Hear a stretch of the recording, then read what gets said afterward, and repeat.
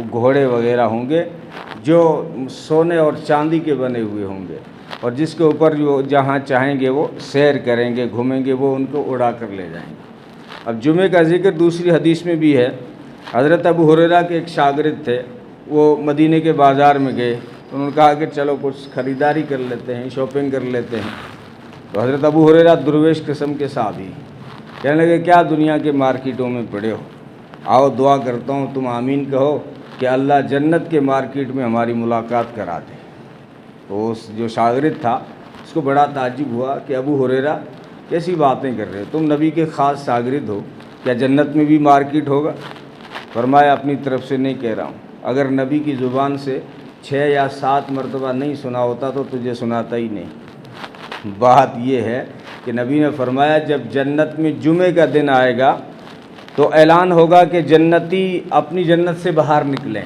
हालांकि किसी के ख्याल में नहीं होगा कि मुझे अपनी जन्नत से बाहर निकलना पड़ेगा, बल्कि हदीस में ये भी फरमाया गया, अगर कोई किसी अपने दोस्त या रिश्तेदार से मिलना चाहेगा, एक बहुत जो है ऊपर वाली जन्नत में है या नीचे वाली में, मिसाल के तौर पे, अब दोनों के जी में आए कि मिलें, मुलाकात करें, दोनों दोस्त हैं, रिश्तेदार हैं, जानकार हैं, तो नबी ने फरमाया न उसको अपनी जन्नत से निकलना पड़ेगा, न उसको अपनी जन्नत से निकलना पड़ेगा, मुलाकात हो जाएगी। ये उस दौर में नबी फरमा रहे हैं जिस दौर में चश्मा भी नहीं था और सहाबा ने मान लिया।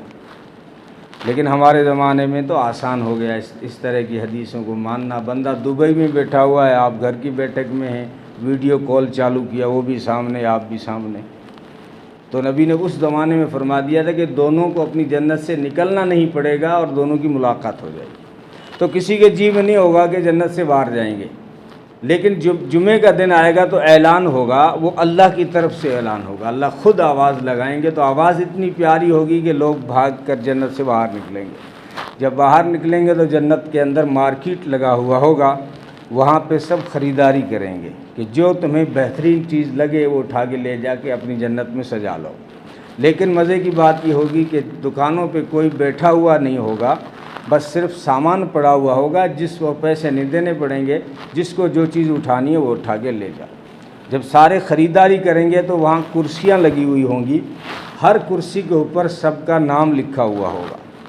अब कुर्सी कोई सोने की है, कोई चांदी की है, कोई ज़मरुद की है, कोई याकूत की है, कोई सफ़ेद मोती की है, लेकिन जिसका नाम जिस कुर्सी पे होगा वो समझेगा मेरी कुर्सी सबसे अच्छी। क्योंकि जन्नत में ये तो नहीं है ना कि उसको ज़्यादा मिल गया, न ये चीज़ है ही नहीं जन्नत में। सब खुश होंगे, सबकी तमन्नाएं पूरी होंगी, तो जिस कुर्सी पे जिसका नाम है वो समझेगा मेरी अच्छी है। जब कुर्सी पे बैठेंगे हवा चलेगी, हवा के अंदर खुशबू होगी, और फिर उनको सामने टीले नज़र आएंगे। बड़ा उनको ताज्जुब होगा कि यहाँ जन्नत में भी टीले हैं। तो आवाज़ आएगी, टीले तो हैं लेकिन रेत के नहीं हैं, मुश्क और अंबर के। तो फिर ऊपर देखेंगे, वो हवा चल रही है, खुशबू आ रही है मुश्क और अंबर की। ऊपर देखा तो बादल नज़र आएंगे, और ताज्जुब होगा कि यहाँ बारिश की क्या ज़रूरत है, वहाँ तो टाइम पे होती नहीं थी, तो यहाँ बादल आ गए हैं। तो कहा कि ये बादल हैं, बारिश बरसेगी अभी, लेकिन पानी नहीं, मोती बरसेंगे, खुशबू बरसेगी, और फिर सबको मशरूब पिलाया जाएगा, ऐसा ठंडा जो किसी की जन्नत में नहीं मिला था। क्योंकि ये ख़ास दिन है ना, ख़ास मेहमानी है जुमे के दिन, तो जिसकी जन्नत में जो पी चुका है वो ऐसा नहीं पिया होगा। ख़ास मशरूब पिया जाएगा, उनके अंदर के वजूद तक का ठंडा हो जाएगा। ये रिवायत बहुत लंबी है, जहाँ अल्लाह ताला ख़ुद पूछेंगे, मेरे बंदो ख्वाहिशें सारी पूरी हो गई तुम्हारी? ठंडा पीने के बाद अंदर के वजूद तक ठंडा हो गया। कहेंगे अल्लाह हमने तो ऐसा सोचा भी नहीं था कि जो है ऐसा भी होता होगा जन्नत में, हमने तो कभी ख्याल में भी नहीं आया था। जन्नत के जो दरख्त हैं, हवा चल रही है खुशबू वाली, और उनकी टहनियाँ जब टकराएंगी तो म्यूज़िक पैदा होगा, और जन्नत की हूरें दरख्त के नीचे खड़ी होकर गाएंगी, वो गाना चलेगा। 70 साल गुजर गए पता ही नहीं चला। यहाँ का सुपर हिट 5 मिनट के बाद में कान खाना शुरू कर देता है, लेकिन 70 साल का अरसा गुजर गया, सब मगन है। अल्लाह बीच में बोलेंगे, लोगों यही सुनते रहोगे या इससे भी अच्छा सुनाओ? या अल्लाह इससे अच्छा क्या होगा, हमने तो सुना नहीं था, ऐसे भी होता है। یا تم نے تو ابھی جنت کی حوروں کا سنا ہے، میرے داؤد کی آواز کو تو سنو۔ حضرت داؤد علیہ السلام کو دنیا میں ایسی آواز دی گئی تھی کہ زبور پڑھتے تو حدیث میں کہ پہاڑ ہلتے تھے اور پرندے آ کے اوپر گرتے تھے، ان کی ایسی قرات تھی جب زبور پڑھتے تھے۔ وہ جب پڑھیں گے زبور تو لمبا عرصہ گزر جائے گا، اللہ فرمائیں گے یہی سنتے رہو گے یا اس سے اچھا سناؤ؟ یا اللہ ان سے اچھا کیا؟ اب زبور داؤد کی آواز سے اچھی آواز سے کون سنائے گا؟ فرمایا ابھی داؤد کی سنی ہے، میرے محبوب کی کہاں سنی؟ محمد الرسول اللہ صلی اللہ علیہ وسلم کو بلایا جائے گا، وہ قرآن پڑھ کے سنائیں گے۔ قرآن کیسے پڑھا جاتا ہے اس دن پتہ چلے گا۔ 5,500 7,000 ہزار کے تنخواہ پر ملنے والے مولوی ہم قرآن جو سنا رہے ہیں، یہ اصل اس کا لہجہ نہیں ہے، اصل لہجہ اس دن سامنے آئے گا۔ 70 سال کا عرصہ گزر جائے گا، لوگ تھکیں گے نہیں۔ اللہ فرمائیں گے اور اس سے اچھا سنا دیں آپ کو؟ اب لوگوں کو سب سے زیادہ تعجب، کیونکہ محمد رسول اللہ سے بڑھ کے اللہ نے کسی کو بنایا نہیں۔ اب ان سے اچھا کون پڑھ کے سنائے گا؟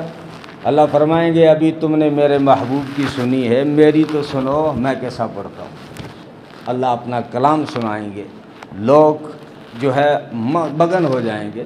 تو اس وقت اللہ تعالیٰ فرمائیں گے خواہشیں پوری ہو گئی، ساری تمنائیں پوری ہو گئی۔